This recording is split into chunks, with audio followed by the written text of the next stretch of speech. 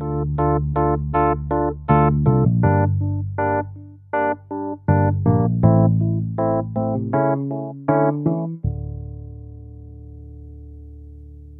can't tell you how in-depth this podcast went with Lieutenant Brian Murphy. We put so much into this in a 2-hour window that we had to break it into 2 parts. So check out the first episode today. Come back on Wednesday for the second part of the series. Welcome to the What's Your One More podcast. I'm your host, Quentin Harris. Today I'm joined by my co-host, Alex Stewart. Thanks for being here, Alex. Absolutely. And our guest, Lieutenant Brian Murphy. Thanks for joining us today. Thanks for having me down. We're really honored to have you on the show, as today we talk about a different kind of really podcast for us. We normally talk about financial, growth and leadership and mindset. And while this is a story that does involve some of that, this is a different type of really setting for us today, Alex. And I would say that, again, we're honored that you're here as we're on the 10-year anniversary of an event we're going to talk about today. And I know in the pre-show, we talked a little bit about that event, and I saw the emotion come out about that 10-year anniversary. And this will be the second time I've heard Murphy's Law, and I will tell you that each time the hair on my arm stands up. And I did want to warn our audience today that some of the content is not for the faint of heart, and it's also not for the young of ears. So I would recommend that maybe you listen to this one on your own before you share it, but it is relevant to how we're going to present this today. So thank you for being on the show. I know you're going to walk us through a lot. We're going to have a lot of questions, but again, thank you for being here. No, again, I think it's, especially after what's just transpired in Florida, I think this is just more of a message of resiliency and facing adversity. And, great way to put it. Whether it's, going back to the Stoics or the present, it's a story that I think is timeless. I think that's well said. Well said. So we're going to start, for the audience's perspective, talk a little bit about the town in Wisconsin where this took place and in your position with the police department. And then we're going to walk ourselves into that day and a couple of weeks prior to that day, if memory serves me correctly, of what was going through this person's head as things were kind of transpiring and unfolding for us. So as I set that scene, I'm going to go ahead and turn it over to you and kind of let you walk us through that. Okay. So a lot of people don't know where Oak Creek, Wisconsin is, and I don't blame them. We're not a huge city. I started back there in 91. I was from New York originally, graduated, went to the Marines, came out, worked at the UN for a couple of years, and then decided to come out to Wisconsin. And I got on with Oak Creek, very progressive department. But again, for an agency you've never heard of, a city you've never heard of, within an 8-year span, I was at 2 active shooting events. 2 totally different brands, but again, for something that if you sit and you think it's not going to happen here, bad shit picks you. That's just the way it is. So, Oak Creek is, when you look at the map, we're in the far right-hand corner. We border the city of Milwaukee to the south.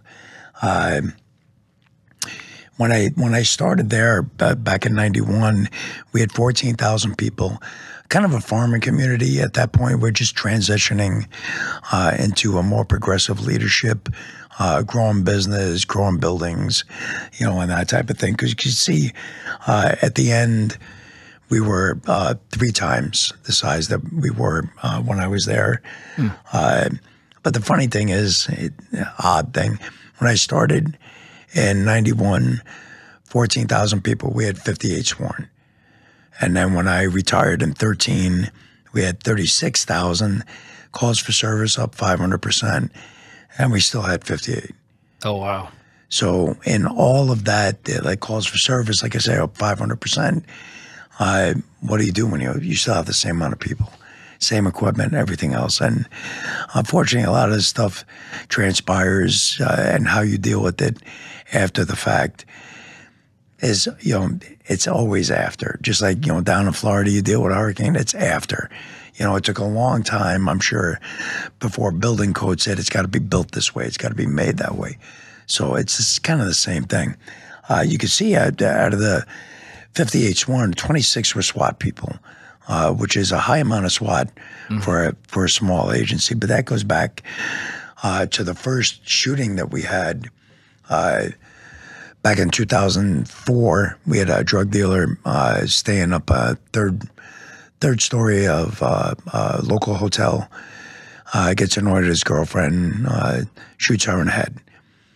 Goes out into the hallway. He's got a Mac 10 and 38 and just starts unloading as he's walking up and down the hallway. We get there. And my guy Bob was there in 30 seconds. Just happened to be up the block when it happens. Long story short, the guy took a hostage. We asked the fire department, hey, get up here. And the fire department said no. And this is not new. This is still going on today, where fire departments won't enter a warm zone. They're getting much better at it and I'm not blaming the fire department, that's policy, but it's all getting much better at that. So from that point, we upped our game. We got all kinds of equipment, got long guns in the cars, helmets in the cars, shields in the cars, all this stuff, because we realized right away you can't go into stuff outgunned. So the people who were there with me that day, and it's a team thing, and always was, and it always will be. So you had Sam. Sam is a senior member. ERU is our SWAT team, emergency response. He's a firearms instructor and had been for at least 10 years before the shooting. He's a sniper. We're not allowed to say sniper in Wisconsin. We have to say selected marksman because it sounds so much better. And if you're shot by a selected marksman, it's better than it being sniped. I'm the only one who finds that freaking humorous. No. Anyway, and then the other people who were there with me, and again, sometimes we look at when bad events happen, we look at the victimology, we looked at everything outside the departments. But when you have a small department, I have 11 guys on my shift. This is all personal because we've grown together. Julie started 3 months after me. John started 6 months after me. Derek was 3 years after me. I was his training officer. Kelly, 3 months after me. Mike, 5 years after I was his training officer. And my guy Dean, 3 years, and I was his training officer. So we've known and worked together for 20 years. So then when something bad happens, and we don't get, I would say on average in our city, maybe 1 to 3 homicides a year. It's not a violent city whatsoever. And conversely, we've only had one other officer shot in the entire history of the department dating back to '56. So it's not necessarily a life on razor's edge type place, but still the idea that it could happen wasn't lost on us. Now, that's all of us, and you're living in a city that's probably higher middle class demographics, no gang issues to speak of. We have we have drug activity, some stuff, but nothing mega. And then nothing on the radar, nothing that stood out. No, you get transient people because we're in between Milwaukee and Chicago, so you get people going through, but nobody really. Other than actually a couple of motorcycle gang, Milwaukee Outlaws are huge and they're a nationwide group. But invariably, all those guys, they know the way things run. So you don't cause trouble where you live because it just doesn't work that way. So, right. And on the converse of this, you deal with everybody on a daily basis. But you get that outlier, and the outlier is actually the perpetrator. I'm not going to mention his name unless it pops out accidentally because he's not worth it. Understood. But we talked about this, and I pointed it out before. But you can see right on his shoulder the 14 right here. So if you ever see 14 on someone, a tattoo or a logo like that, the 14. Comes from this guy, David Lane. So David Lane was a white supremacist anarchist, wanted a race war in the United States. And I don't memorize the words because I don't want to give them homage, but it's something along the lines of we must endure and secure an existence for white children. So 14 words, basically. Right. That's exactly right. So you may not have ever heard of David Lane, but you know his protege, who was Timothy McVeigh. So this is not a new thing. Correct. It's been around for a little bit. And a lot of people don't know, like the name Timothy McVeigh, but the David Lane and the actual 14 itself, that was new to me when we heard this. Right. That was something I've never heard of. Right, and you've probably seen the 14 somewhere before. Just like some of his other tattoos. If you ever see a skull and crossbones with a patch over the right eye, that's Orion. Our race is our nation. So that's another white supremacist thing. Now, granted, there are people who have skull and crossbones that are not white supremacists, but just generally speaking. And the truth be told, he doesn't come, Page doesn't come from an area that was, where he was picked on because he was white. He wasn't involved in any of this till he joined the military. So he grew up in Denver. It was raised by his grandparents, who his grandfather was a judge, spent a lot of time with his aunt and uncle. His uncle was a Colorado State Trooper. And according to his sister, everything was good with him until he joined the military. And once he joined the military, he developed a drinking problem, and he became a racist. Those things typically don't go together well. No, he was actually followed by a professor out in Stanford who was doing a thesis on the white supremacist movement, and they interviewed him. And one of his words that was quoted that came back was, if you did two things. One, if you didn't join the military, you're racist. You'll become one before you left. I did almost 5 years in the Marines. No, actually, it's the other way around, because if you don't grow up with, people of other nationalities, religions, or whatever, all of a sudden when somebody's throwing rounds at you, you don't really care anymore. It's we're in this together. So he had used that.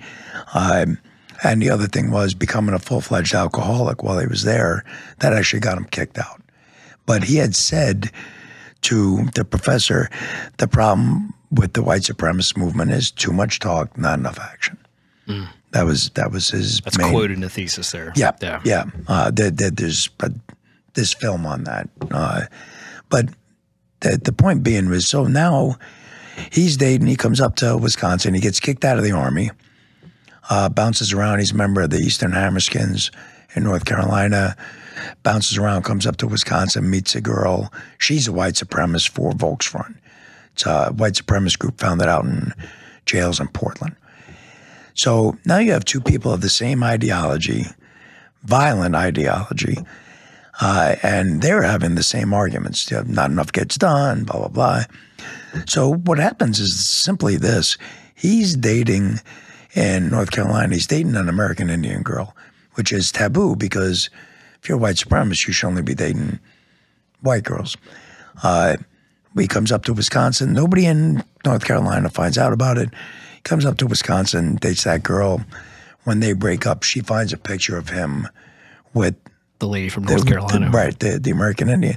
She gets totally pissed off, goes down to Chicago, where it's the home of the Northern Hammerskins. And they set a meeting up with him and kick him out. Now, for you and I and most people, if somebody kicked you out of their group, or think of it, basically that's his job at this point. So if you get fired, you pick up and move on. But this was not his thing. That in his head, and as even the doctor who had done the thesis on him had described, was these were his only family.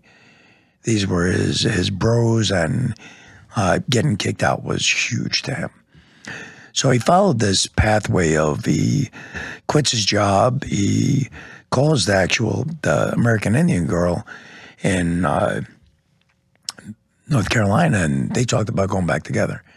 He told her he loved her, and she was okay with everything. And then 2 days later, he enters Badger Arms in West Allis, Wisconsin, to get his Springfield XT 9mm. So the thing, one of the reasons why I always bring up this picture is these people are not stupid. He's tattooed neck to ankles. It's hot in this part. And what does he show up in? A long sleeve white shirt. Right. So almost sweatshirt like. Exactly. Almost a sweatshirt. So he's making sure nobody sees his ink. And this part here, to me, is one of the biggest educational spots that are out there. And it's simply for this. While everybody else that you see at this range, and if you've ever been to an indoor shooting range, it's like this 99.9% of the time. People are going shooting recreationally. Let's see who gets the most bullseyes. But he is not. He is absolutely, every time he pulls that trigger, he is conditioning himself to, it's called cognitive resiliency. Simply put, he's imagining a head blowing up every time he's pulling the trigger. So then when it does happen, he's not affected. This was almost the first time I heard this. It was like you were explaining that he's desensitizing himself from what's he's expecting to do or wanting to do. Exactly. And, you know, like you said, the average person, this isn't how this is translated. I mean, you're sweating. I'm sweating just listening to you right now. We're not even through the story. Holding a handgun, you're the same way. And then this guy, you know, when you tune in and see this photo, he's stone cold. Yeah. See, and that I mean, there's a great point there is if in fact you were thinking, I'm going to go on a mass killing spree, you would be excited, right? Or nervous, or you would have something. But by constantly doing this, he shoots about 300 rounds a month. And so everybody who doesn't grasp that, not a month, I apologize, about 300 rounds a week. I know police departments that guys don't shoot 50 rounds a year. And that's their job, is to be armed. Their job is to be out there. This is not new. Whether it's him, whether it was the couple out in San Bernardino, California at the Civic Christmas party, whether it was Aurora, Colorado, all these people practice their craft. And their craft, unfortunately, is killing. And the reason why, I mean, especially when I speak a lot to law enforcement, especially new cops on the job, is to hammer the point home. Imagine you're going in to fight someone for the first time. Now, I could say, oh, we're going to go and we're going to spar. And if you've never boxed, or you've never, you know, rolled jujitsu or whatever, you'll be nervous. But if you said, oh, I'm going to have you go spar with Mike Tyson, you're going to be, you know, scared, and Mike Tyson is going to be eating a sandwich. Yeah. Because that, but it's, and I want you to kind of grasp that it's the same. Now, take it to another level. Take it to a personal level. When was the last time you were upset and scared and had to do something? Your fingers don't work right. Your brain doesn't work right. You panic. This is where you are going to be against someone who does this every day, imagines killing people every day. So now he can walk through the building methodically doing what he had planned to do. Who's at a bigger advantage? Do you know what I mean? It's and I'm not just even talking from the victim's perspective. I'm talking even from a law enforcement perspective. I mean, I was a cop for 23 years, and you know, you're driving and that call comes in, man with a gun or shots fired, man, your heart rate goes up, your breathing gets out of control. Then things go sideways pretty damn fast. And again, it goes back to him. This is a skill. This is something that he is going to do. This cycle is not going to end because he wakes up one day and says, oh, you know what? Maybe I won't. This takes almost a month from beginning to end to come to fruition. So now he's got everything in place. The day before, on August 4th, 2012, he shaves his head. He takes his hammer skin patch, which meant everything to him. And he mails it, puts nothing in the envelope other than the patch, and mails it to Chicago. Just basically as a giant, yeah, I'm done. F you to them. You want to see? Now I'm going to show you. So he shows up at the temple. And before this, and I do want to preface this, because the shooting takes place on Sunday. He went to the temple on Tuesday. Now, where the temple's located, it's off the roadway. Really, you can't even see it from the roadway. And they don't get a lot of visitors. So to have someone come in and ask about the religion, they thought this was great. And they brought him in. They showed him all around. So then he comes back Thursday evening, different group in the temple. Same thing. Thank you for being here. We'll take you all around. Oh, by the way, why don't you eat with us? I didn't recognize that. I didn't hear that the first time. So multiple tours. Never did multiple tours. I was always wondering how he knew so many entry points. So what do you call it? Case in the joint. Exactly. He's case in the joint. He's doing his recon. He's doing his homework on this.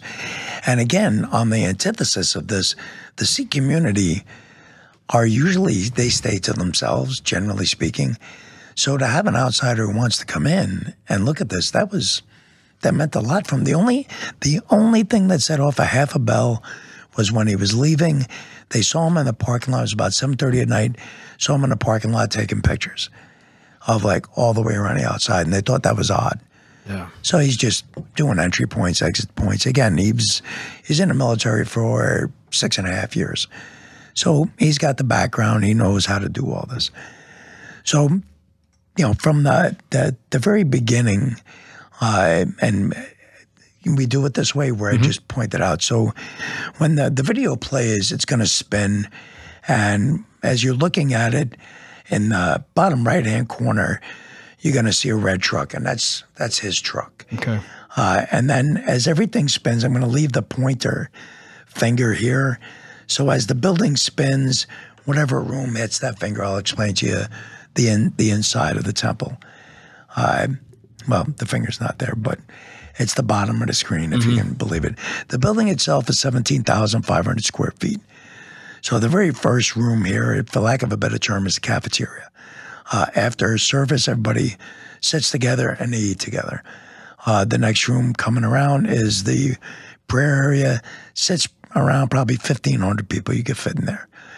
North side of the building, you have a conference room, 3 bedrooms, and a library.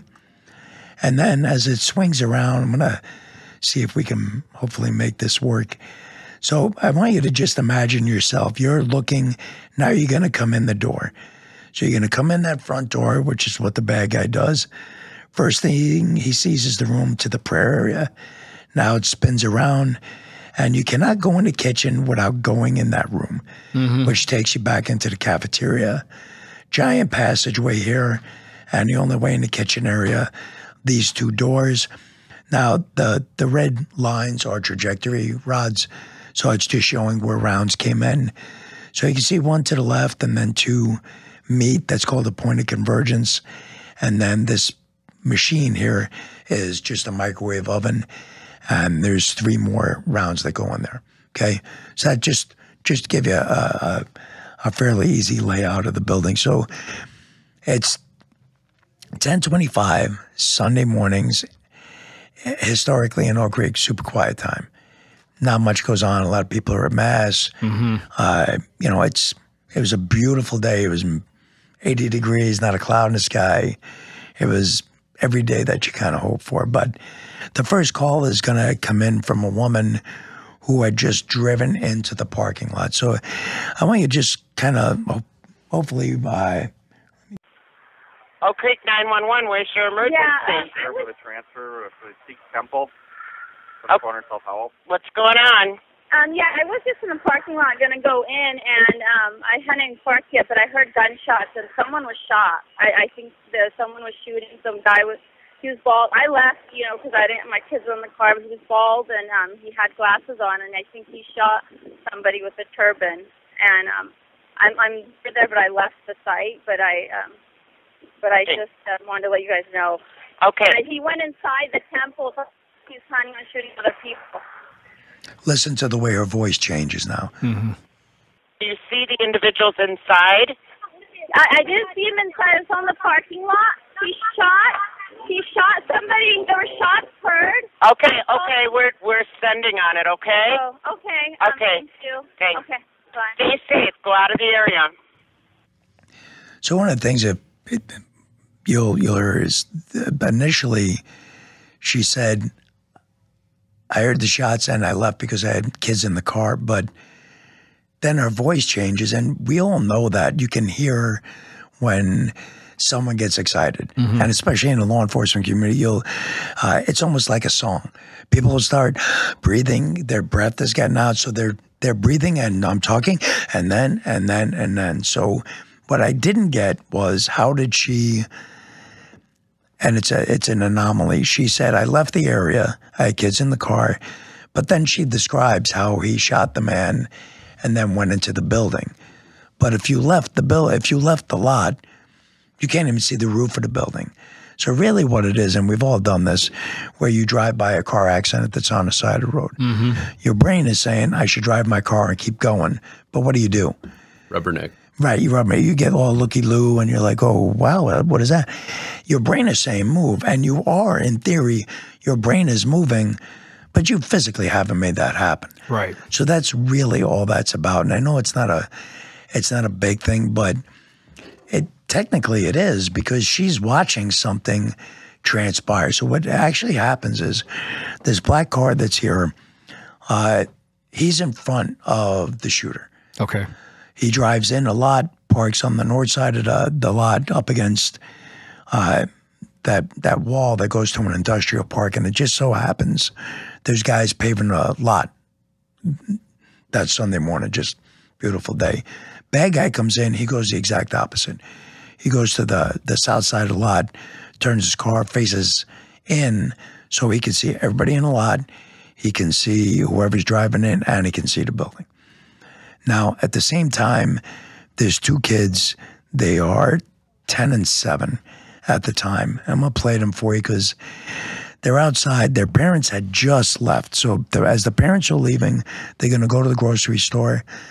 Like I said, they have this thing called a Langer meal that the Sikh do. They cook before Mass or before service and then eat together after. So the parents leave. The two kids are outside playing. It's the little girl's birthday. So her and her brother are just hanging out. Just bear in mind that the video was taking place 5 years after, so they look older. But at the time of this, they were just 10 and 7 years They're old. reenacting essentially what happened. Exactly. It's that little girl's birthday. So for the rest of her life, her birthday is going to be the anniversary of this. And how horrible is that?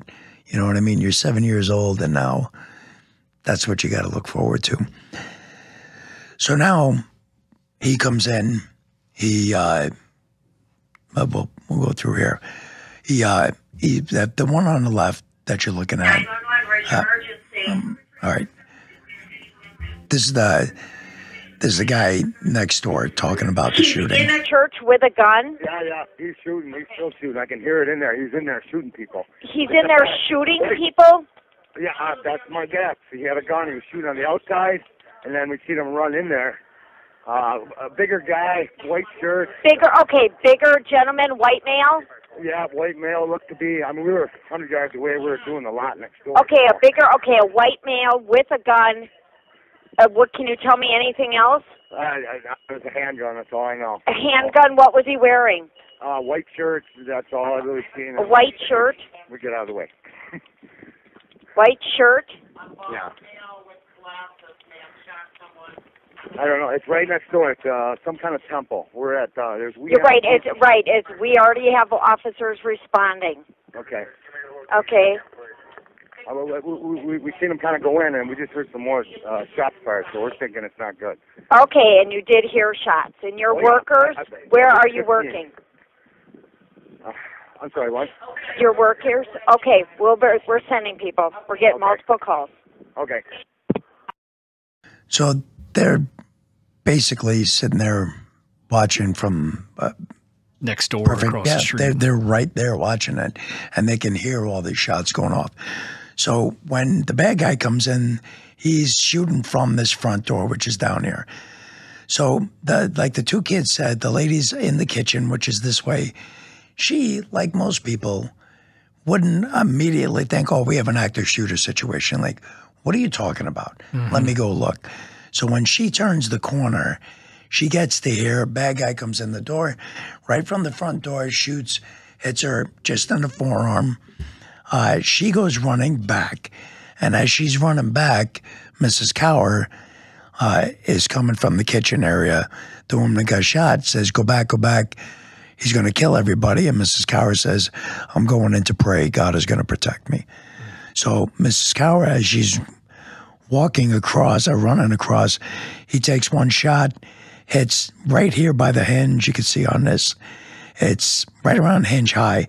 Now, it's difficult to see, but when you come in, there's like a 5-foot vestibule area, and then there's like 4 steps that go up to the prayer platform, and everybody goes up there. So Miss Coward doesn't even go up the stairs. She just comes in, button hooks, turns the corner, goes down on her hands and knees to pray. He comes in right on top of her, boom, boom, boom, shoots her 4 times and kills her. Now, the only thing that I didn't get, and luckily, if he'd have purely done, or if he'd have done really good homework, he would have waited 20 minutes because service would have been almost on and it would have been packed. And he just could have walked straight in. There was no security. There was nobody to question his entrance. Just walked into that room and unloaded. Was he looking for a challenge? I don't know. Or a sport? Or no idea. That's the downside when they're not alive, is to find out. You know, there's a lot of unanswered questions. But so now there's nobody else in the prayer room. He comes back out, and think of it this way: you just walked up the end of the hall, opened the door at the end of the hall, and so then when he comes back out, he's facing where he came in. Is a hallway left and a hallway right, and at the time, while he was going after Mrs. Cow, this gentleman was on the phone with us.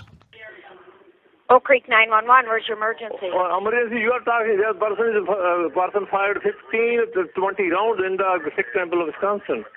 Okay, you're in the Sikh Temple, okay. Wisconsin, on Rawson. What's going on? Yeah. What's going on? What's going on? Sikh Temple of Wisconsin, people are firing up 60 rounds, they fire the police. Police is not reaching. What is the thing is going on? Okay, we have officers en route. I don't get in around. The white guy is doing firing at least. He did 15 They're fighting? rounds. Is there a gun? Oh, gun. He was the white guy is doing the firing already. 15 round. Okay, we have officers there. And that's the last words that man ever says. I asked party who's, well, we'll get to it, but his father was killed there. I asked, what was that conversation that was going on? Because if you listen, he's talking to us, but there's a side conversation. So he's talking to his wife. That door that's at the end of the hall goes down to the basement. The basement has a steel door that's locked. So if you listen, the kid said half went to the kitchen, half went the other way. This is the other way. So his wife, this gentleman's wife, is saying, come with us, hurry up, come with us. And he's saying, no, take them and go. You just go. And the way the shots go, they start about 2 feet to the dead man's right, and they're every 6 inches up the wall till it hits him. Because you hear pop, pop, pop, and then you hear him. I don't know why he walks the rounds, but it wasn't sporadic. They were a definitive line going against him. And, you know, this speaks to that gun range conversation we were just having. I mean, those the spacing, if you may, the clusters, the line, the linear line, the way he did that, like this is part of that process that could have been recognized early on at a gun range. That you're seeing a marksman there that's desensitized, potentially shooting 300 rounds a week. Right. You know, that at that point, hey, that's not normal. Exactly. That's not normal. Right. I mean, and I always thought about that when we did hear you do this talk. That was one of the things that jumped off at me was it just wasn't normal, and normal people don't do this. Exactly. Normal people don't do this. The only downside to that is they hide well. They just do. Here's a guy that grew up always being under the radar. Even his sister said that. Never did anything great, never did anything bad, just that Mr. Vanilla. Do you know what I mean? Didn't draw attention, it just was that guy. So now he gets done shooting him, continues down the hall, and this next piece speaks specifically to what you were talking about, the desensitization. So when he goes down the hall, there's a doorway here on the left and a doorway on the right. So he goes to the doorway on the left first, and inside that room is this guy, Baba Punjab Singh. He's a 65-year-old priest visiting from India. The door is closed over but not locked. It's ajar. And he pushes the door open, and Bob is on his hands and he's praying, and he shoots him right in the face.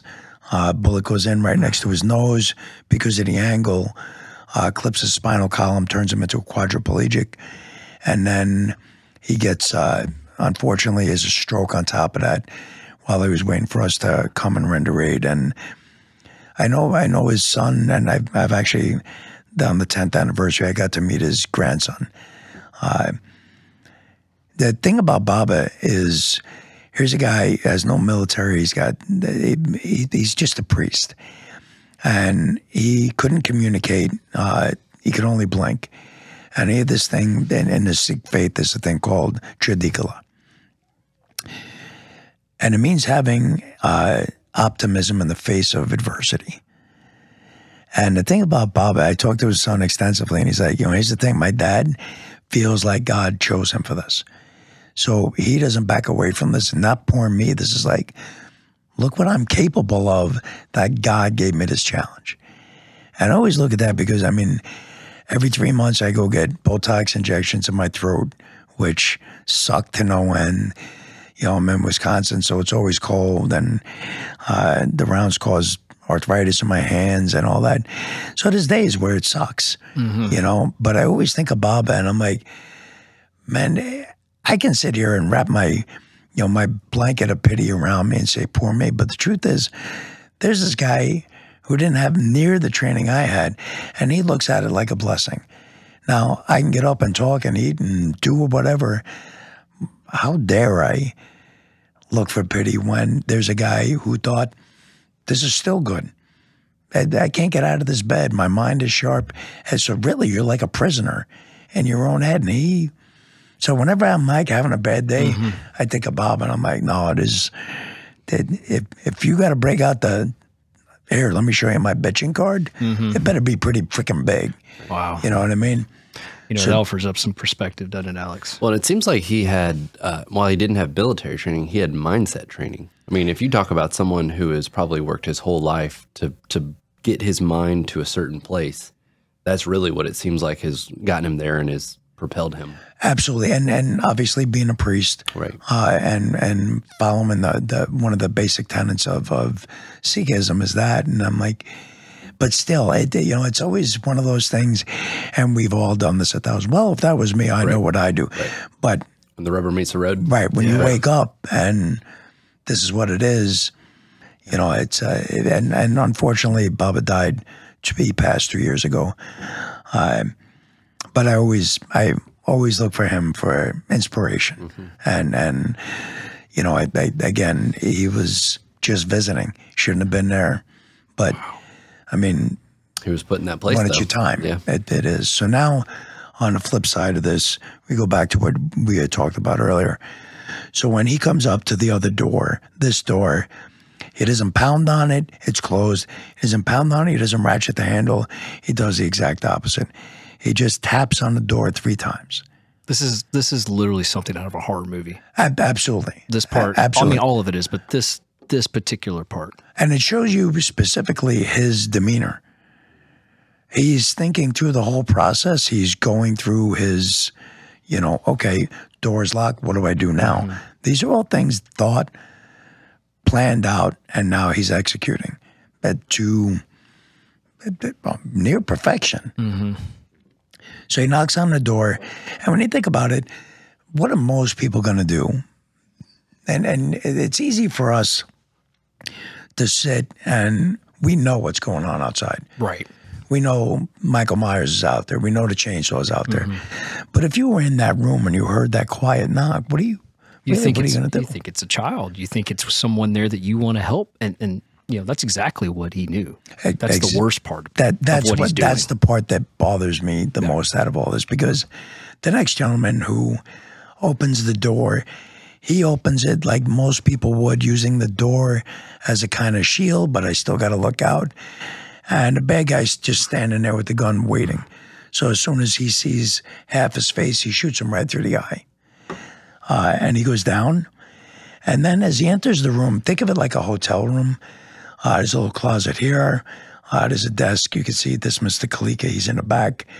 The room goes this way. There's a bathroom in the back. To the back left, there's a bathroom. To the right would be your closet. Right. And then as soon as you came in the room, it opens up. There's a bed along this wall. So as the bad guy makes entrance, Mr. Kalika's in the back, and he has his hands up, and he's begging him, put the gun down, please, we can talk. And as the bad guy enters the room, he does look off to his left. There's a guy standing on a bed. He spins and boom, boom, boom, shoots him 3 times in the stomach. And then runs out of ammo. So the guy who gets shot in the stomach jumps off the bed, runs completely out of the building, and just by happenstance lands on the only house on that entire block of a person who can help him. He falls on Jim Hazy, who is a retired paramedic, special forces guy. Wow. And if he doesn't fall on that lawn, he's going to die. But Jim calls the PD. He's like, I got a guy, and our dispatch center's overrun at this point with 911 calls and everything else. I mean, you could kind of hear it in the calls earlier. But the people were answering calls. The it's, stress is there. So every 911 call is getting sent to them. There's only 2 dispatchers. One works fire, one's working police. So they're trying to answer 911, direct us, get us. It's a shit show at this point. But Jim's like, okay, runs in his house, gets his med kit, jumps out, stuffs the wound. We're a small department. He just retired from the fire department like 3-4 months before this. So he calls the rigs that are up the block. They throw the guy in a rig and he's fine. Wow. But now he walks in a room. He reloads his gun. Mr. Kalika's there. He's got no military, no law enforcement, but he's the president of the temple. He's the shepherd of the sheep. And he's begging him, please, you don't need to do this. Boom, he shoots him. He goes down. So in the Sikh faith, there's these 5 Ks, and one of the Ks is a kirpan. It's a small ceremonial knife, probably about as big as that remote. Size as your clicker. Right. It's not sharp. It's about 4 inches. Yeah. Yeah. And on a good day, you could cut a peanut butter and jelly sandwich. That's it. It's not for this. But Mr. Kalika grabs him around the leg and starts stabbing him in the leg. Boom, boom, shoots him 2 more times. The kirpan goes out of his hand. And Kalika, who has no training, he knows if I don't do something, it's only going to get worse. So he takes his hands and he wraps them as hard as he can in the pants that the bad guy's wearing, takes another round, and then the bad guy actually steps on his back so he can pull his leg away from Kalika and takes Kalika's fingernails with him. I mean, it's insane. And what he does there will have ramifications very shortly. But he does kill him. And the other part of this is when everybody started running, Kalika took a mother, a father, a 4-year-old, and a 2-year-old and hid him in that back bathroom. And if he doesn't do that, that family He's dies. on to the next room. Yeah. Right.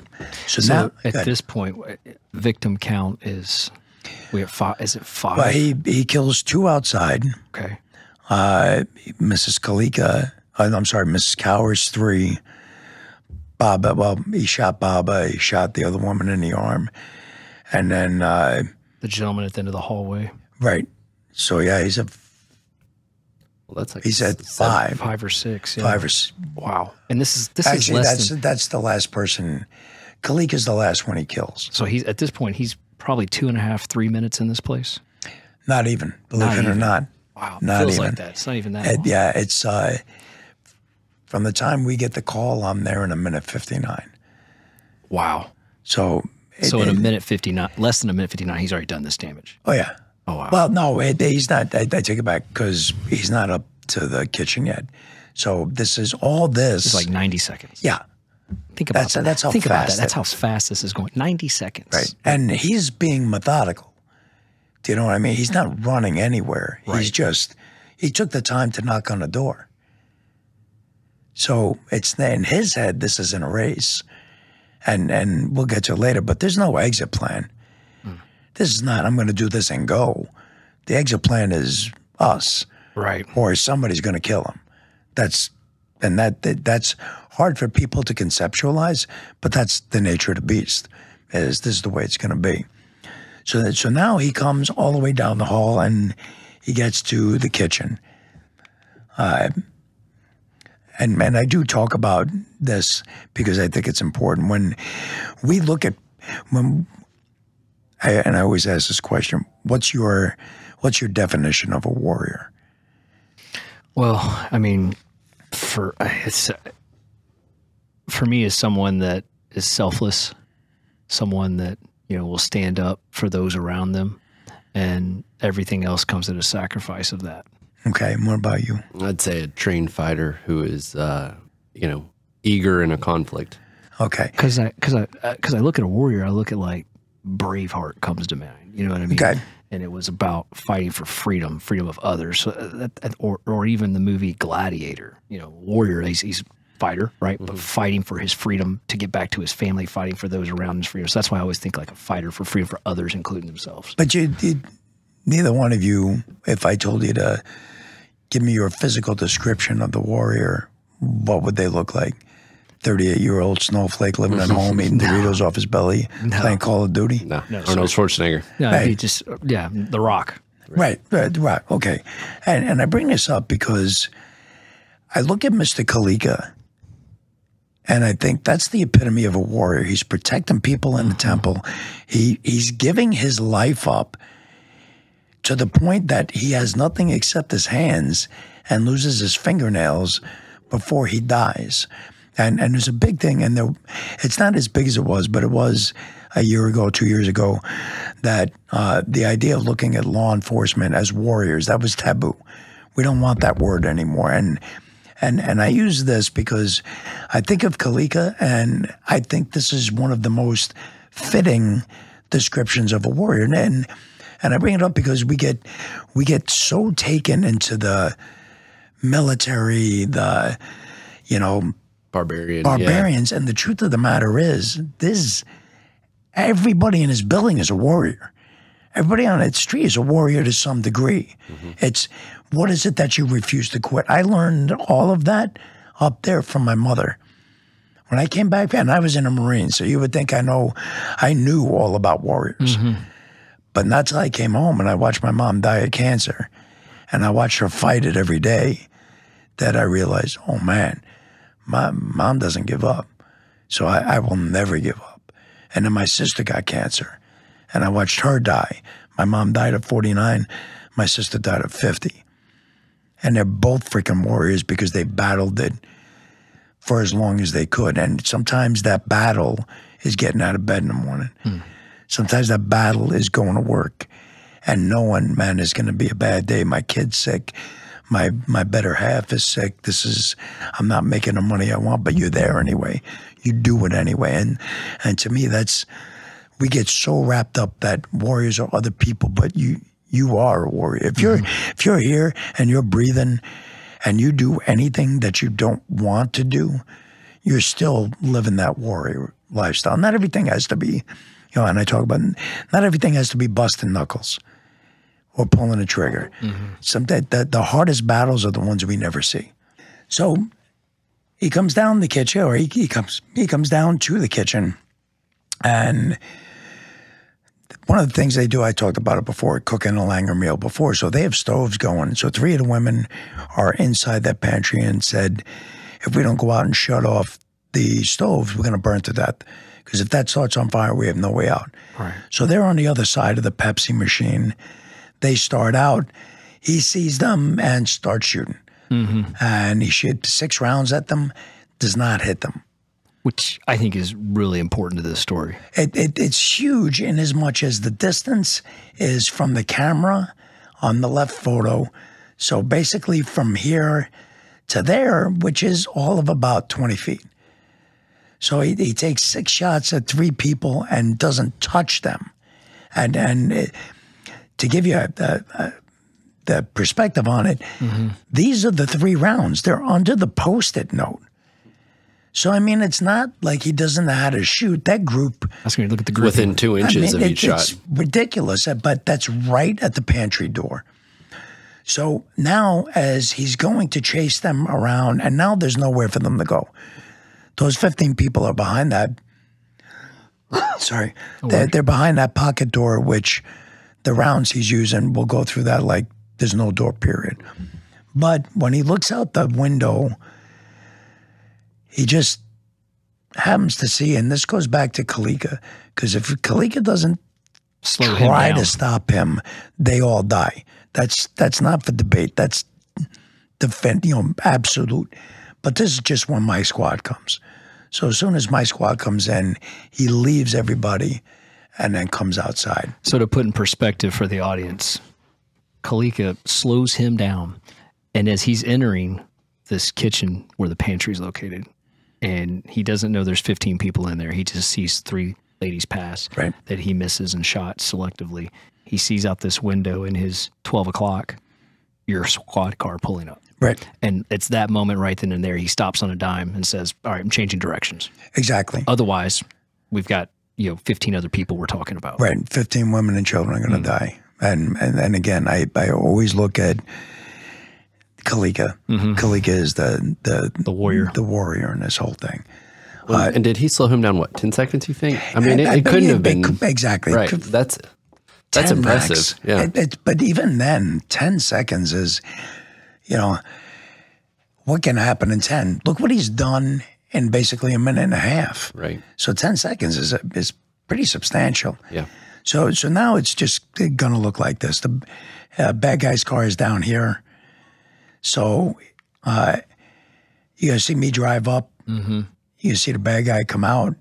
Bad guy's actually going to start running this way towards his car. And at this point, we're talking about 100 yards, 150 yards? From my car to the front is probably about 70. Okay. And then, but that'll close because once I get out of the car, I start heading to the temple entrance. So that definitely gets it down. Sam comes in. Sam and the bad guy go at it. That's 90. Okay. Initially, it's a 90-yard thing. Then he drives up, and that's 76 yards where he starts laying down rounds. Sam hits him, and he falls behind this median, and we go from there. And Sam, for the audience, was a sniper, marksman. Right. He was at this point, he's got 25 years as a marksmanship instructor, and he's able to get a shot on the assailant. Right. And then, did you know at this time that he was to your 6 o'clock when you pulled up facing? No. Okay. No, not till after. Gotcha. Yeah. So, I bring this up because sometimes we get wrapped up on what's important and what's not important. So, for me, that the true keys to human performance are more than anything, you got to breathe. It's your breath. The minute your breath is out of control, you're out of control. That's not debatable. Think about any time you've sprinted and you're huffing and puffing. What could you actually do when you're huffing and puffing? And if I told you to do some trigonometry or I told you to do manual dexterity, you couldn't do it. So now make that sustain where you're almost out of breath. What happens then? And the truth of the matter is, I love Brazilian Jiu-Jitsu. MMA, I think it's awesome. But if you watch those guys in the ring, nobody's out of control. They're always in control. You can see guys, somebody's even on their back and their brain is going, okay, what do I do here? 2-on-1 and do all this stuff. And that, to me, is the key. And I'm not talking about even fighting for your life. I'm talking about your 3-year-old will not do what you want them to.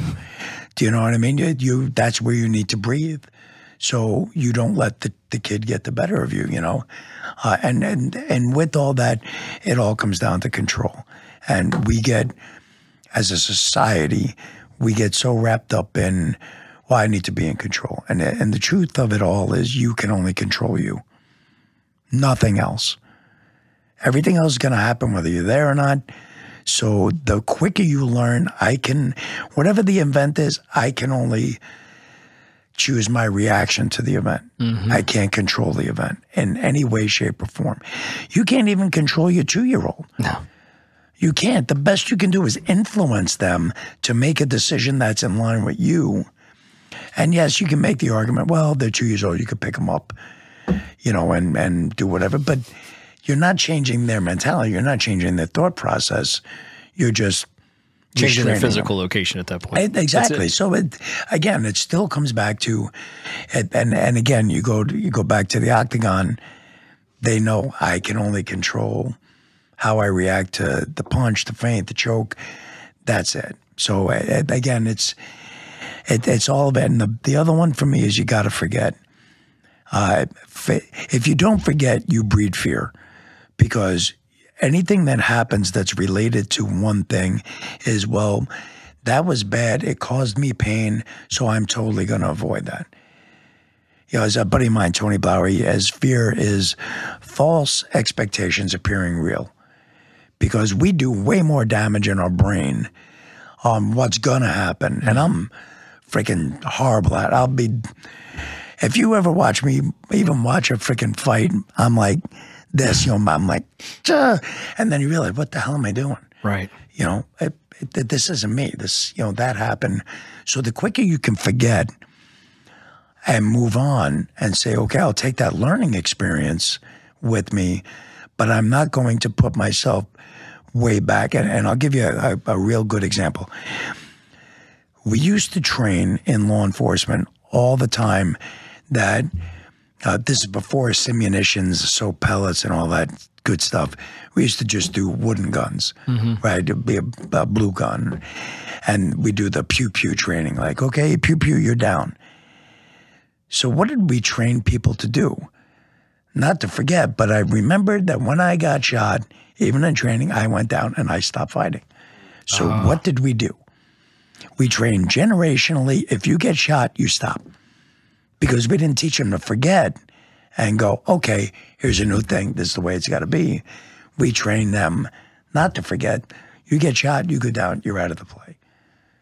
And that's I'm just giving you an example. It's all over the place. So the quicker you can say, bad shit happened, step over it, take whatever piece you need to go and move on, the better off you're going to be. I love that, false expectations appearing real. Yeah.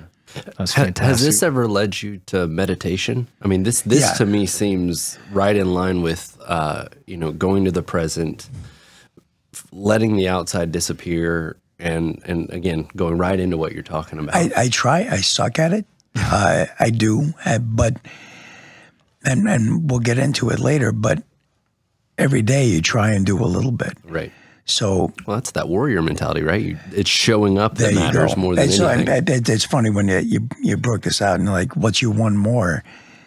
Every day, that's all you need. You just need that one more thing, that one side. It doesn't have to be monumental. And we get so freaking wrapped up in, I got to conquer the world. No, you don't. You got to take one piece of sand from there and move here, and you've made progress. You got to read a book for a couple of minutes a day. Well, I couldn't read the whole book. I only got 10 pages. That's 10 pages more than you did. It's good. Learn something every day. Be wise every day. Pick something up from somebody else every day. It's all about that learning experience. It's all about, that's what gets you happy. Sure. At the end of life, that's what freaking makes you happy is, I can't control anything. I'm back to me.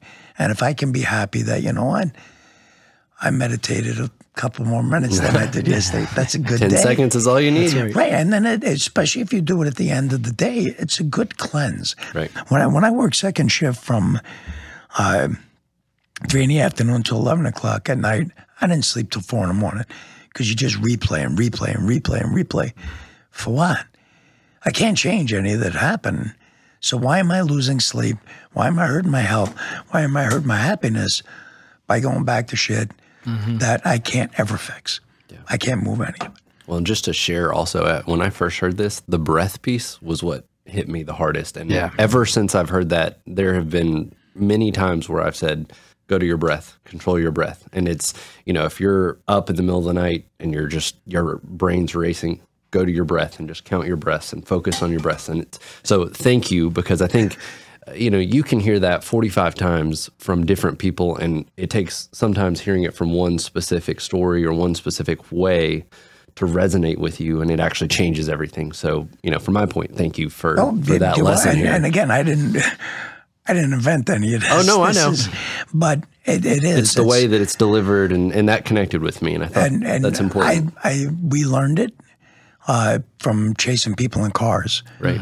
And things always went bad because the first guy who was in the chase would take it personally and then wouldn't handle the car properly because they're too wound up. And so we were wrecking cars, and people, and you're like, no, what do we do? So then that's what you do, breathe. Yeah. And we did box. You know, there's apps for everything. And I don't, there's a guy I know, Brian McKenzie, does this thing called Shift. If you look him up on Instagram, SHIFT, just go there because he has all the science behind it. Where I'm just like, I hear blah, blah, blah, blah, breathe. Okay, good. You know, where it's like mitochondrial this. And, right. Well, you know, I mean, it's even on our Apple Watches. I noticed we're all wearing something like that. It's on there for a reason, you know, because they've done studies that show breathing 2 minutes a day, just calm breathing. You know, the funny thing is, too, and not only because Brian McKenzie was talking about it, was, and Lieutenant Grossman were talking about when trauma happens, if you're able to control your breath in trauma, your likelihood of developing PST drops dramatically. Interesting. It's because if you do it the other way, it's because you have the trauma and you're losing control of yourself to the utmost. That will always stay with you. Yeah. There's that synergistic thing, and the more you realize that, you're like, that makes perfect sense. Even if bad stuff is going, if I can just kind of deal with it, then it's not going to affect me as deeply. So interesting. Big thank you to Lieutenant Brian Murphy for coming by the studio doing this podcast, and to Charlie Walker, my producer, the best in the business, man. This is an incredible series that we put together. I hope you're all enjoying the first part of it. Leave us a comment below. Let us know what you think. The second one drops November 16th, and it's just as good as the first part. So tune in for that one Wednesday, November 16th. One more chance, I'm gonna take it. I meant it when I said it, now it's time for me to do it. I got one life to live, so I put my all into it, yeah.